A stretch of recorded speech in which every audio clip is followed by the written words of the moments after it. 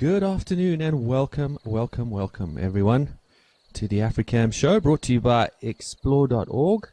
My name is Russell Gerber and back again to host you all on another safari adventure on this beautiful wintry Tuesday afternoon. Thank you so much for joining us. It's great to be back in the studio and having a good chat about these amazing animals that we catch on camera. Kicking off with a beautiful elephant bull, which is always a nice way to start a show. I hope you all are well out there and everyone has been looking after themselves while I've been gallivanting in the bush out on safari.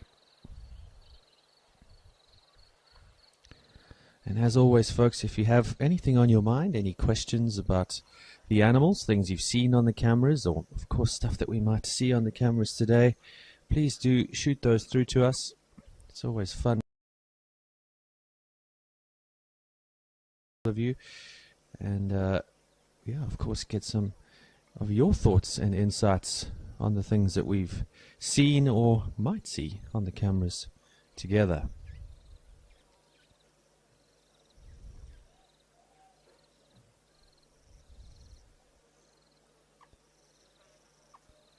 As I say, lovely to be back again, checking out some wildebeest who seem to be having a good afternoon snack on some cud.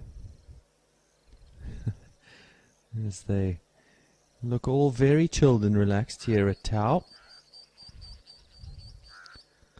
As I said, these of course blue wildebeest or brindled canoe, depending on who you ask, but certainly my South African and Afrikaans brethren would say wildebeest, certainly not canoe. It looks like we're just having a few issues at Tau. We'll pop back there in just a moment. We just popped over to have a look at some lovely Impala. And this is a typical little unit. Very often you would see this in the social structure of Impala, a single large ram on the left-hand side there, or male, and a bunch of females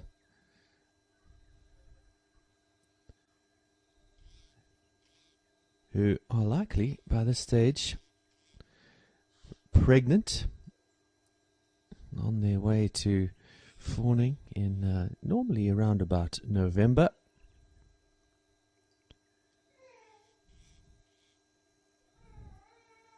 Just come out of the rutting season, or the rut, which I'm sure many of you who have joined us before, who have watched the shows, know that it does tend to drive the poor Impala rams pretty crazy, with a whole bunch of grunting and chasing and fighting. Thankfully for them, things have calmed down a little now that the fight is over. And what's interesting about that, of course, is that during that time, it's actually quite well known and well recorded in these areas that the poor Impala rams tend to become the preferred meal for many a predator in these areas, particularly leopard and wild dogs and cheetah, as they tend to be so distracted by the insatiable urge to reproduce that it makes it quite a lot easier for the aforementioned predators to sneak up on them. And I was fortunate enough to be in some wonderful wildlife areas, including, of course, the Greater Kruger area, where a number of our cameras are. And the vast majority of recent Impala kills that I came across or that we witnessed were of the male variety.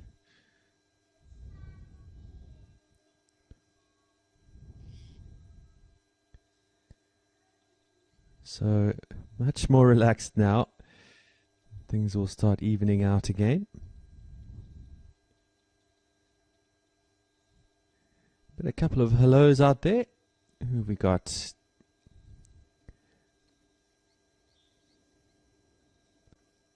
That looks like Deanne from Seattle. Good morning. Mary Momo from Hot Springs, Arkansas. Hello, Mary. Lisa White. Good day to you as well. Jay Charlo from New York. Good morning. And Cindy. Good to have a few of you back who I've chatted with in the past.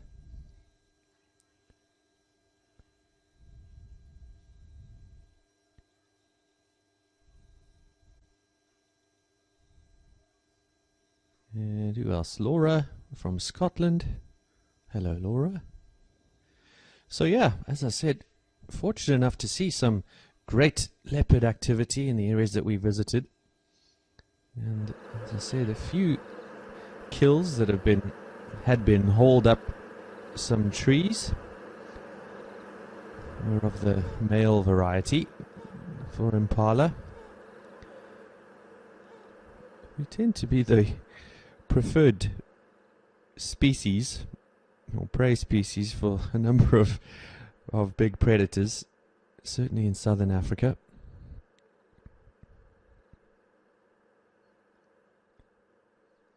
But as I said, in a few months, normally between November through to about January, we'd be expecting a few more lambs.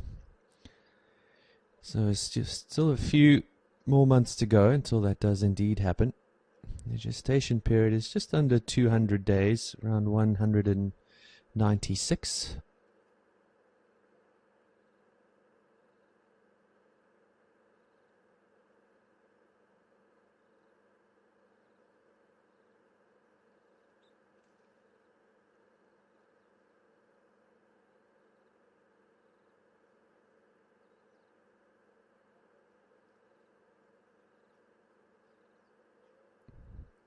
A time where things do get much more difficult for our herbivores, including, of course, the lovely wildebeest.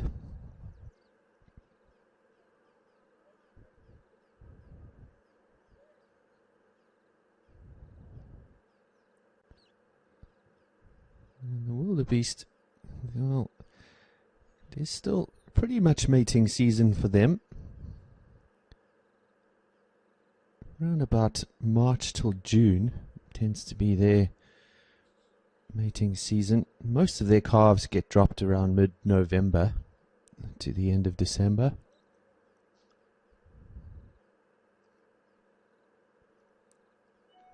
But this often is varied depending on where they are, and certainly depends on how much drought or lack of drought there is.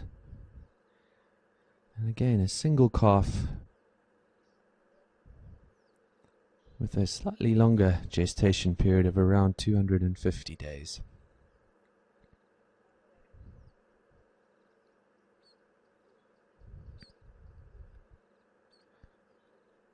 But as I said, everyone looking quite peaceful, even though we're heading into tough times for them as things continue to dry out.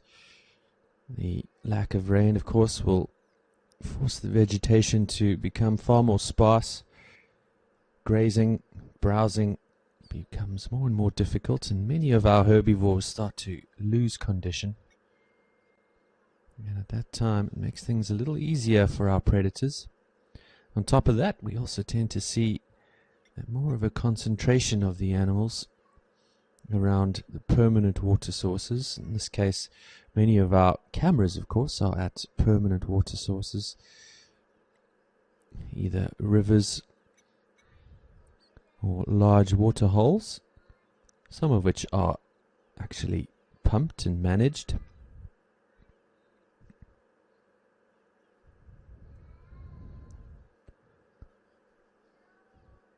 So around those areas you'll often see that concentration with no real other areas of water availability, and so the predators, of course, catch on to this, and it starts to become more and more dangerous to go for a drink of water. And we got another one. Anna says, welcome back. Thank you, Anna. It's good to be back with all of you. And who else? Sarah from Kazakhstan is coming on safari in South Africa. That's fantastic news, Sarah. It's great to have all of our international visitors joining us again on safari. With borders and travel, and global travel opening up, it's lovely to see people back in our conservation areas. I've mentioned in the past how important it is to have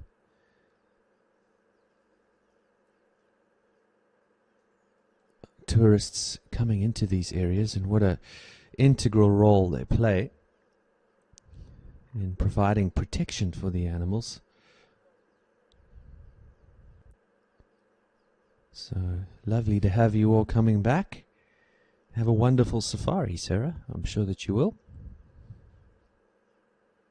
Let us know if you're visiting any of the Africam spots, and we'll give you a shout out. Maybe you can give us a hello when you're there. We got another question. This is from DF Kathy, who says, good morning all. Hi Russ. Hi Kathy. She says, we're just starting to see honey badgers again on the cameras. Are some animals seasonal? Kathy, not in this area.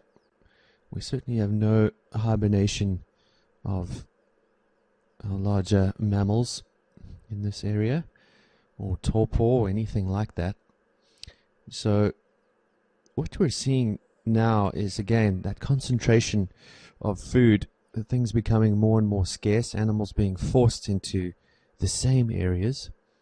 And on top of that, as that vegetation I was touching on starts to deteriorate, the leaves start to fall away or get eaten, the grass starts to die, and the vegetation is just much thinner. Well, we often start to get much better game viewing.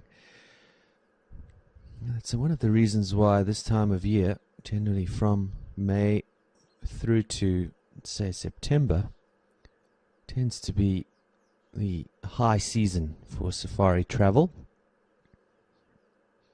Things are, of course, much cooler.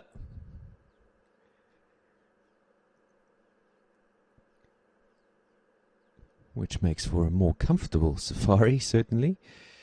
But one of the main reasons is, of course, this concentration of animals and the special things you can start to see, like honey badgers, other more nocturnal animals as well, that may have territories or homes that are further away from the traditional water holes. They're first to come, or forced to come, longer distances, and may need to be out of their burrows or homes before the sun goes down.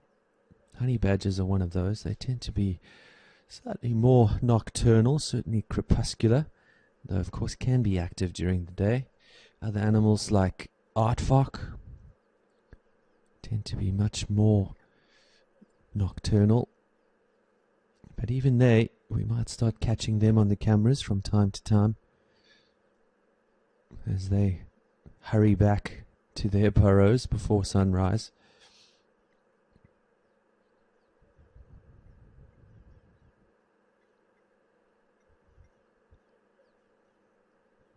So it's a very interesting time in the bush.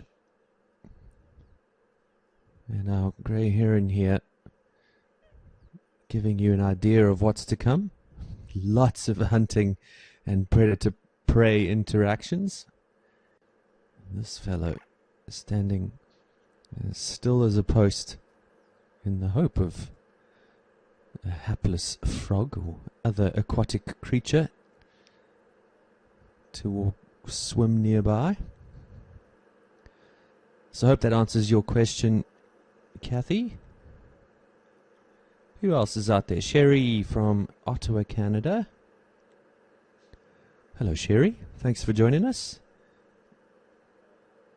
And Charlo asks, do any groups or foundations provide water in extreme conditions?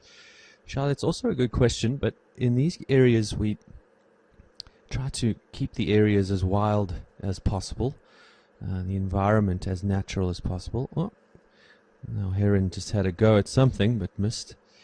And so what we tend to see is some lodges or reserves will pump water from underground into these permanent water holes to provide water for the animals in fenced areas. Other conserved areas have different approaches. As we cross over to Tembe, another lovely elephant bull, looks like, and some Impala in the background. So some lodges, reserves, etc. will actually pump water. Others are fortunate enough to have natural permanent water on their properties or within the conserved areas, in which case they don't need to pump water, and in which case they often don't. Again, many of the game management teams involved in looking after these amazing conserved areas, including of course the parks boards and governments involved in conserving the national parks, well, they will often do all that they can to stay out of the way and not get involved in controlling the environment too much, and let nature take its course as much as possible.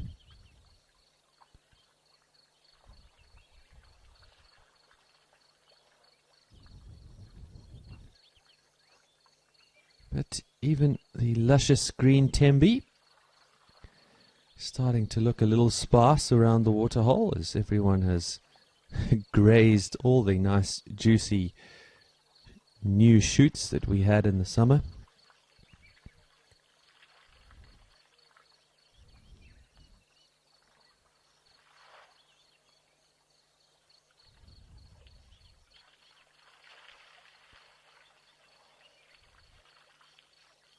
But it's always fun to sit and watch elephants drinking. To me, it's always a very peaceful thing. You often see that when they first start drinking, they look pretty desperate, terribly thirsty. And after a while, once they've had their fill, they just start sort of playing around with the water, enjoying themselves, and we often get asked, why do they do that? And honestly, the best answer I can come up with is because they can, because it's fun. And even animals get bored from time to time, particularly an animal that is so expressive and busy like an elephant. Some lovely tusks on these two boys. Of course, Tembe quite well known for the tuskers that we get in the area.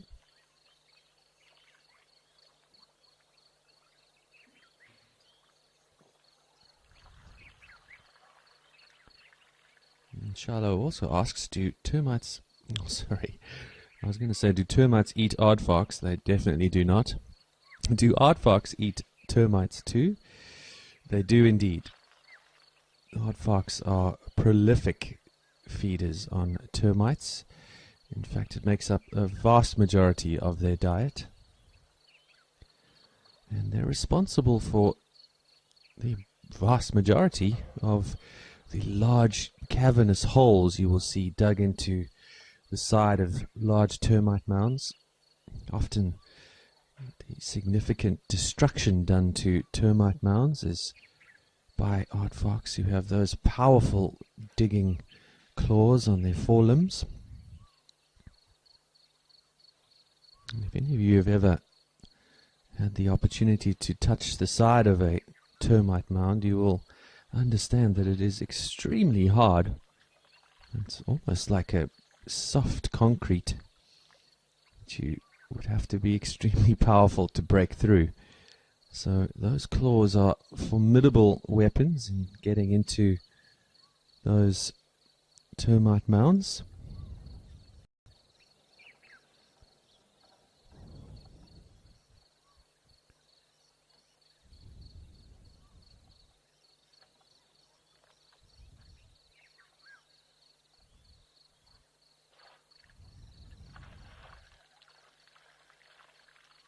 Let's just watch this fellow for a little while.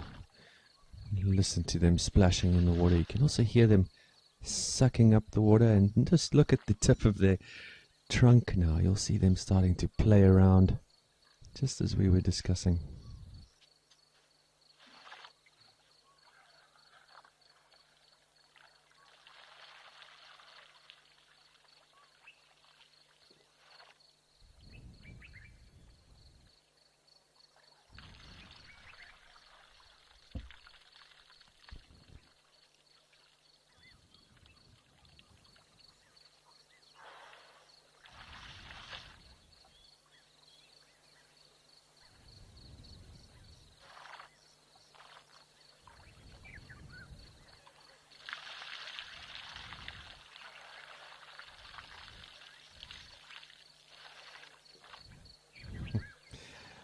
Indeed. Renee MC says, awesome Ellies.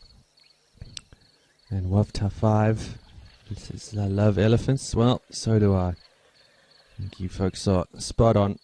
Elephants are always fun to watch.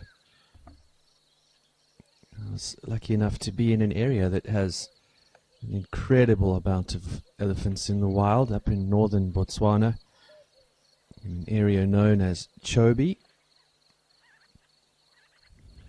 where they estimate roughly around 120,000 elephants, and actually call that very large area, mind you, home. They are absolutely everywhere there, and particularly now when it's dry. Elephants, of course, very reliant on water and often have to drink at least once, sometimes twice a day, depending on the vegetation that they are getting.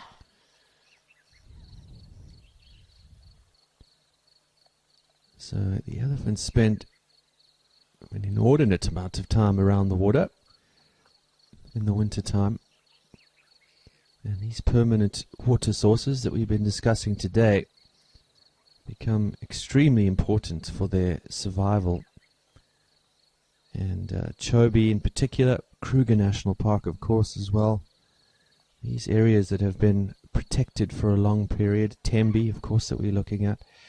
These protected areas that have been around for many moons have become absolute havens for animals like elephants. And if left alone, they actually do pretty well on their own, despite a very long gestation period of around 22 months. They often increase their numbers significantly if they have sufficient food.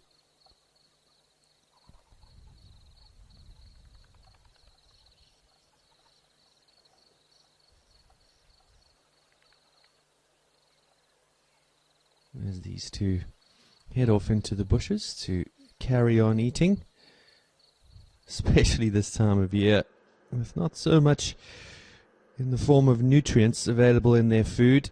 They have to eat for, well, a very large part of the day. Some books will tell you between 15 and 20 hours that they'll be feeding during the day and night.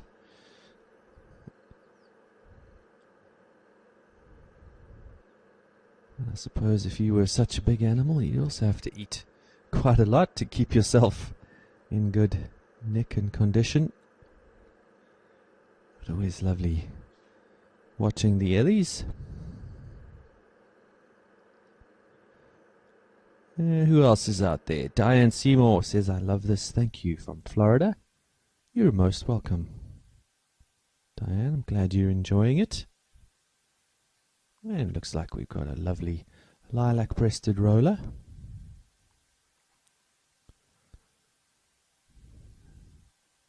Relaxing in the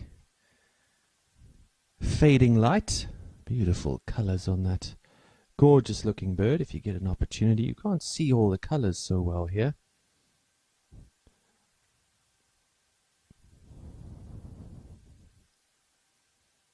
But they are incredibly colorful birds.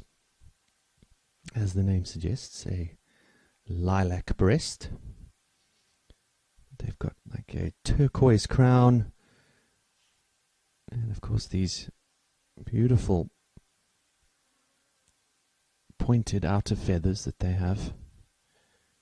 And also under their wings is this gorgeous bright blue color. And almost violet color as well.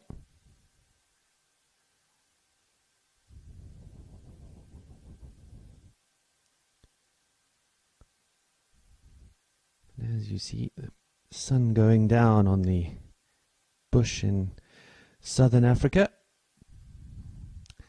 And as we check out our roller, one of the most popular birds to photograph, I would say, here in Africa, in southern Africa. Lisa White asks us, what is the population of cheetah in this area? Lisa, I'm not sure which area you were talking about, if TMB or the greater Kruger area. Of course, our cameras are in different locations. We have the camera up in Tau, around Medikwe. So in those areas, fairly different numbers. Kruger would certainly be the highest population in the greater Kruger area, estimated at around about 400 individuals.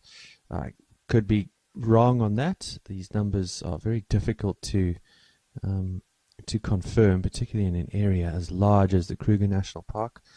But they're not animals that we see particularly often. We've had great sightings of them around Tau as well in the past. And again, I'm not sure of the exact numbers of cheetah in Tau, but it seems to be a good area for them. I've never seen cheetah on the cameras at Tembe. If any of you out there have actually seen that before, let me know. But as far as I know, we haven't actually, but I'm sure they're around. I worked at a lodge not too far away from there many moons ago that was famous for their cheetah as well. But if you're asking, because we don't see them often, well, that's because they really are one of the most endangered large predators in Africa. And for that reason, also because they're quite secretive, they need to be very careful, being very low down on the carnivore hierarchy here in Africa.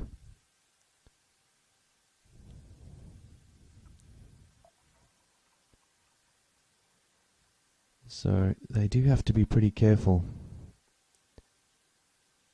The latest numbers that I can remember are around about 4,000 in the whole southern African region. That's including Botswana, Namibia, Zambia, Mozambique, and Zimbabwe.